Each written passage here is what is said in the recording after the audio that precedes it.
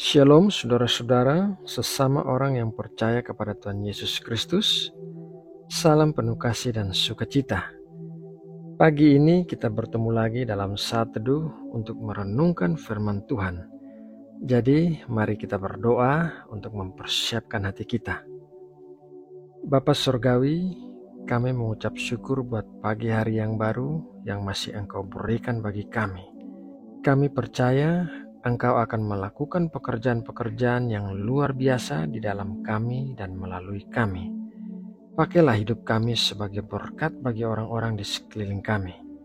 Terima kasih ya Bapa. Saat ini kami mau memulai saat teduh dengan mendoakan saudara-saudara kami yang sedang sakit dan mengalami masalah.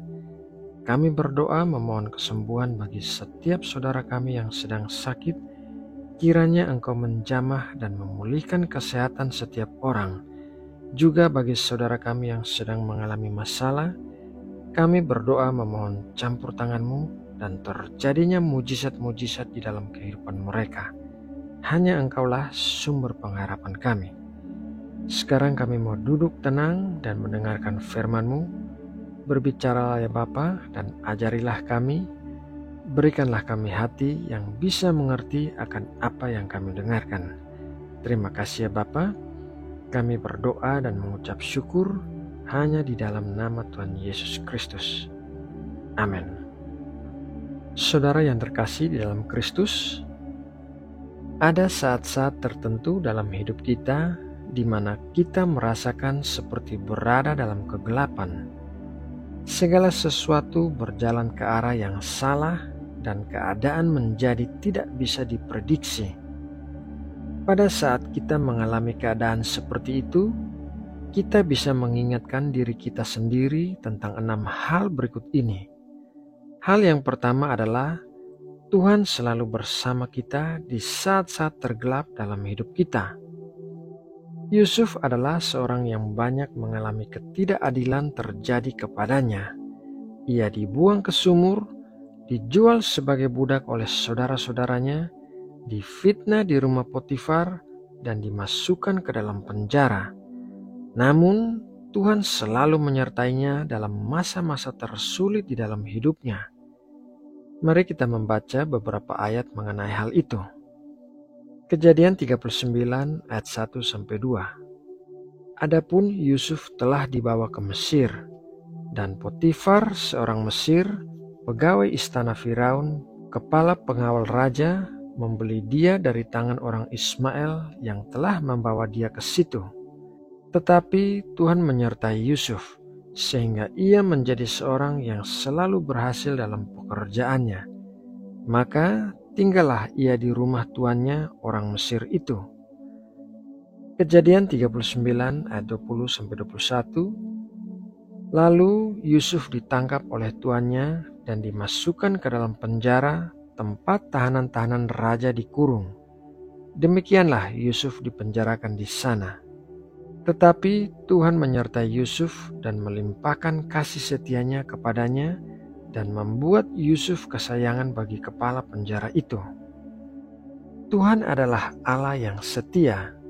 Saat Ia berjanji untuk menyertai kita dan tidak pernah meninggalkan kita, maka Ia pasti menepati janjinya.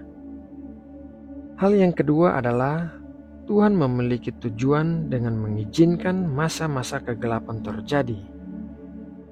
Yusuf harus mengalami banyak masalah ketidakadilan yang membuatnya berada di rumah Potifar dan berada di penjara, agar ia bisa belajar banyak hal baru yang diperlukannya saat ia menjadi orang kedua setelah Firaun. Contohnya saja, Yusuf belajar administrasi dan manajemen karena ia mengatur rumah tangga Potifar dan urusan kepala penjara. Apabila Yusuf masih tetap berada di rumah ayahnya, maka ia tidak akan pernah belajar semua itu. Seperti halnya Tuhan mengizinkan banyak masalah terjadi di dalam kehidupan Yusuf, demikian pula Tuhan mengizinkan kita mengalami masalah karena Tuhan memiliki tujuan bagi kita. Saat kita mengalaminya, kita tidak bisa mengerti apa tujuan Tuhan di balik semua itu. Namun saat kita sudah melewatinya, barulah kita bisa mengerti bahwa Tuhan mengizinkan semua itu terjadi untuk mendatangkan kebaikan bagi kita. Hal yang ketiga adalah kegelapan hanya berlangsung selama Tuhan memakainya untuk menggenapi tujuannya. Tidak ada masa sulit yang berlangsung selamanya. Semua masa sulit pasti memiliki akhir. Begitu juga dengan kegelapan yang kita alami. Pasti memiliki jangka waktu tertentu. Suatu saat kegelapan itu akan berakhir. Hal yang keempat adalah kita belajar lebih banyak dalam kegelapan dibandingkan dalam terang. Pada saat kita mengalami kesulitan di dalam hidup kita pasti akan terpaksa untuk belajar sesuatu yang baru. Hidup dalam kenyamanan akan membuat seseorang terlena dan tidak mengembangkan dirinya sendiri. Hal yang kelima adalah dalam masa kegelapan sekalipun kita selalu dituntun ke arah terang. Meskipun kita sedang berada di dalam kegelapan, Tuhan selalu akan menuntun kita ke arah terang, karena Tuhan adalah terang. Di dalam Mazmur 139 ayat 11-12 tertulis demikian. Jika aku berkata, biarlah kegelapan saja melingkupi aku, dan terang sekelilingku menjadi malam, maka kegelapan pun tidak menggelapkan bagimu, dan malam menjadi terang seperti siang. Kegelapan sama seperti terang. Di tengah kegelapan kita, selalu ada terang Tuhan yang memimpin langkah kita. Terang itu akan menunjukkan kita langkah berikutnya yang harus kita tempuh. Apabila kita menolak mengikuti terang Tuhan, maka kita akan tersesat di dalam kegelapan.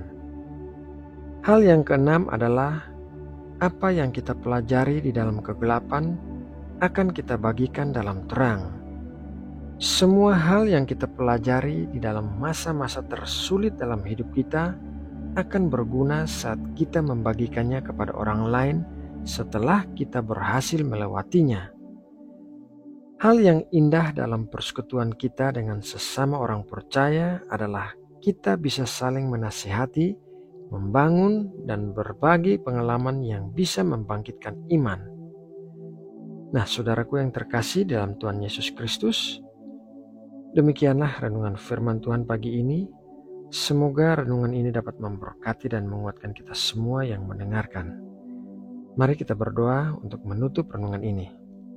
Tuhan Allah yang Maha Kuasa, Tuhan yang Maha Baik, yang begitu mengasihi kami mengucap syukur buat berkat makanan rohani yang baru saja kami terima, dan kiranya setiap benih firman dapat menjadi kekuatan dan berkat di dalam hidup kami.